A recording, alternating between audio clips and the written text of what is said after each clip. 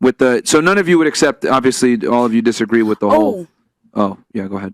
So what then started to happen? One of the threads of conversation that came out here was around what women look for in men. Obviously, pretty standard stuff. And what Myron was pointing out was that often women will talk about wanting a guy with potential, right? Or wanting a guy with ambition. And Myron pointed out, look, really, what does that mean? It's a proxy for money. So she wants a guy with money. If he doesn't have the money now, that's okay, as long as he's got the potential, as long as he's got the ambition, the drive, she can see something in him. And this relates particularly to younger guys, but I think to guys of all ages. As long as she can see that thing in him that's like, okay, this guy's going to be successful, then she's happy to sort of let it ride for a period of time. But the understanding is always she wants really that guy to be on a higher level than her. Now, again, I think this is one of these things that gets talked up a lot in the manosphere. Is it universally true? No. I mean, obviously, there are relationships where the woman out-owns the guy, maybe even supports the guy. There are house husbands, that kind of stuff happens. But, as with all of these things, you have to look at it in general terms. Generally speaking, women want a man that they can kind of look up to. And as Michael Sartain has said, money is a proxy for competency, okay? Because how is competency measured in the real world? Well, if you get more money, if you accrue more money, that implies competency, okay? Because you've been able to do something well in order to accrue that money, okay? So it's, and here's the thing. Now, Myron was using the word gold digger, and that triggered a lot of the girls, and the girls were kind of objecting to the use of that word. And one of the girls on the panel was saying, look, I mean, that's implying, in fact, maybe we'll try and find it, but she was kind of saying, look, that's implying that every woman, there's a spectrum of gold diggerness, right? From somebody who's just literally there for this transactional thing versus somebody who just wants to get supported and, have a nice life, have a roof over their head. And I do accept that. I think that's true.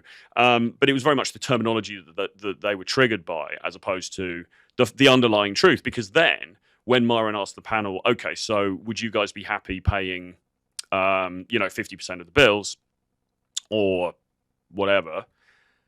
The majority of the women said no, they would rather be supported by the guy, okay? So it's kind of interesting how, on the one hand, obviously they objected to this idea of this more transactional nature of dating and relationships, but when it comes to the crunch, what are they actually looking for? Well, really, many women are looking for a guy who is going to be able to support them, okay? I do have something to say. I would say it really depends on kind of where you are in life. So, for example, in African culture, right, you can have like 10 children with the same woman, but then it gets to a point where the woman, number one, she's tired, she's taking care of the kids, she's busy, she's doing her own thing. That's your wife, right? So you, as a high value man, especially because I'm talking from the perspective of successful men. Okay. Yep. You can go outside, you're doing your business meetings, you're doing all of this. Girls are part of the entertainment. And the thing is, and what I've noticed from observing this sort of situation is that the respect comes from the fact that the woman remains the queen and that's it. You don't disrespect. The girlfriend could never come chat to the wife ever in her life. And he would never, ever even leave a whiff of the fact that he's got maybe a girlfriend or a girl that entertains him through these things. Now, I say that and I know that to be the case because I have like 10 siblings. Out of my mum, we're only 4. And there's different...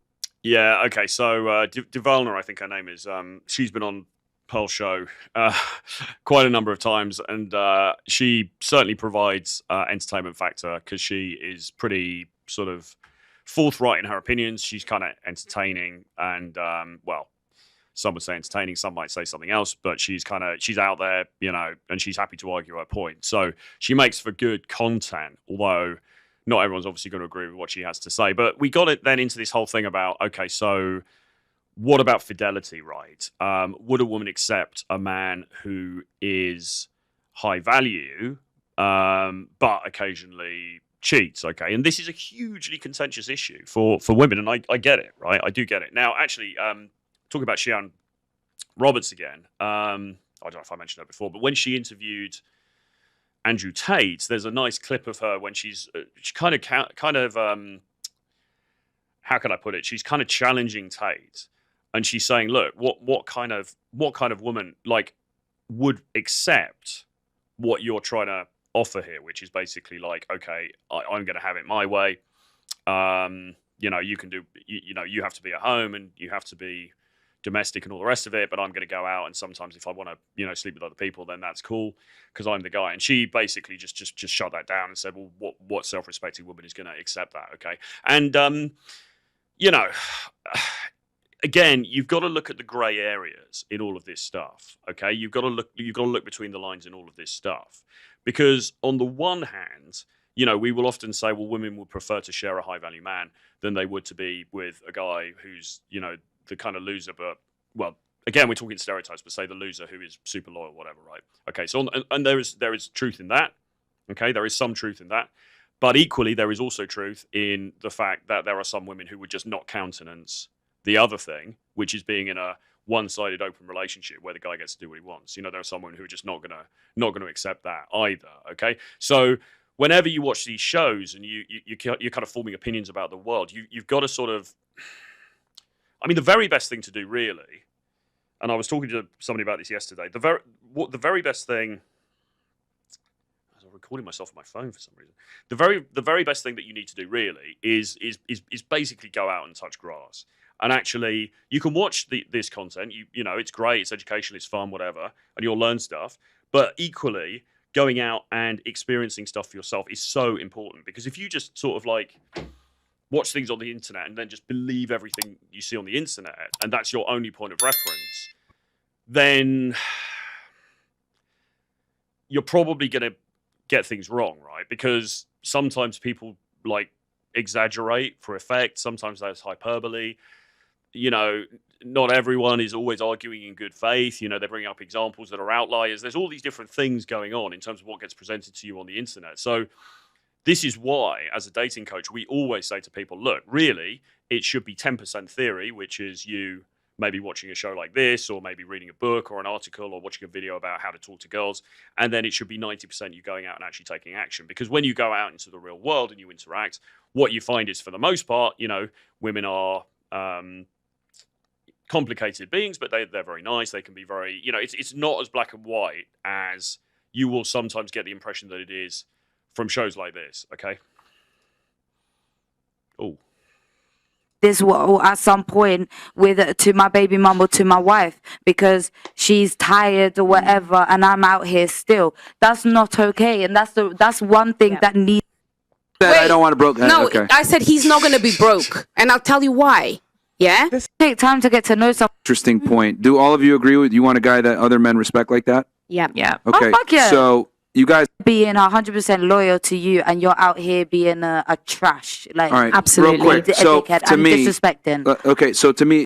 exactly. You leave it out. And that not only that, African men have got hot blood, so they can't. I'm not gonna contain lie. it. Then clearly they just haven't got good Manner. principles. All right, so this is interesting, right? So this is the crux of this matter, which is, on the one hand, some of the women here are sort of accepting the fact, okay, men are driven biologically, so they might sleep around, and you know, and there's this question basically which Myron is posing, which is, okay, so if you meet a quote unquote high value man, but there's a possibility that he might occasionally stray because he's got plenty of options. As a woman, do you just accept that and go with it, or do you not? Okay, and there's obviously differing opinions around the panel on this, right?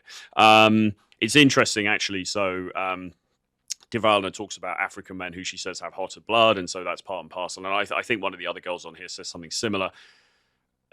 I mean, I don't know about that. I think how cultural it is, I'm not sure, but. This is where we get to the real, like, interesting sort of meat and drink of the thing, really, because it's like, well, and this is where, again, you've got to sort of like take everything with a bit of a pinch of salt, because you read something on the internet, you're like, oh, right, so women will always share a high value man. And you're like, okay, right, that's it. You've taken that as fact. But if you haven't actually been out and talked to any girls, or you haven't dated any women for like the last 5 or 10 years, then you don't really know what you're talking about, because in reality, what might happen, it very much depends on the nature of the relationship and the stage of the relationship that you're in. But generally speaking, you know, women will, in the end, players get dumps, okay? Like guys who go around and they're sleeping with multiple women, you might be able to keep that going for a period of time, but in the end, she's probably going to dump your ass because in the end, she's looking for something else. Most women, in the end, they are looking for some form of stability, okay?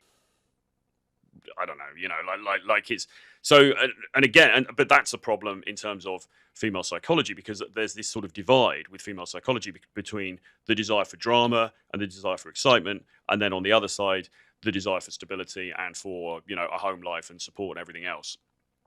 And this is why this stuff gets so nuanced, It's why this stuff gets very nuanced, very difficult to sort of navigate. It's not impossible, but it is nuanced, and you have to kind of understand it. You've got to kind of see it from all sides, which I think is why actually talking to women on these shows is really valuable. Because yes, I know somebody said earlier in the chat, would you ask a fish how to fish, or would you ask a fisherman? Well, I get that, but at the same time, we have to try and have some kind of understanding of this from the other side. Otherwise, we're onto a losing game.